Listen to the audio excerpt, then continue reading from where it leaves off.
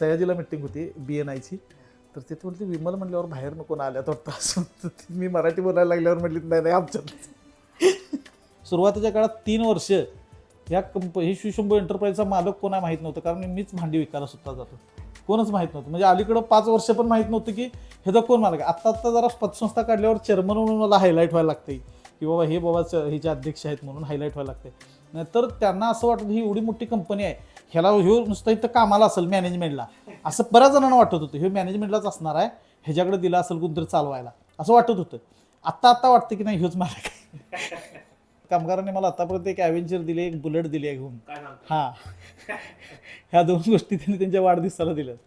आणि मला वाटतं की माझी ह्या वृत्तीमुळं या येणाऱ्या 10 वर्षात जर मी बिझनेसमध्ये सक्सेस का असेल तर हे कारण माझं हे पहिलं आहे. त्याला आम्ही दुसऱ्याच्या रील्स बोंबलत बघीन, वेळ दिवस घालवीन त्यात. खरं स्वतः मला काय करायला पाहिजे हे करणार नाही. पण ज्याला कॉपी करायचं असेल त्याला मी 100% द्यायला तयार आहे, करू शकते हे पण द्यायला मी तयार आहे. फक्त त्यानं संपर्कात राहून करायला पाहिजे, हे महत्त्वाचं.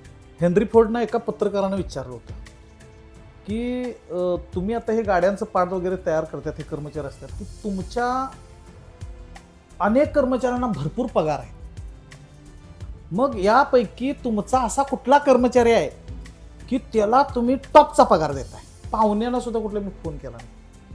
मला म्हटलीत की ह्याला जास्त गुरमी आहे, ह्यो असाच आहे, ह्याचा स्वभावच तसा आहे, हे हेकाडा आहे.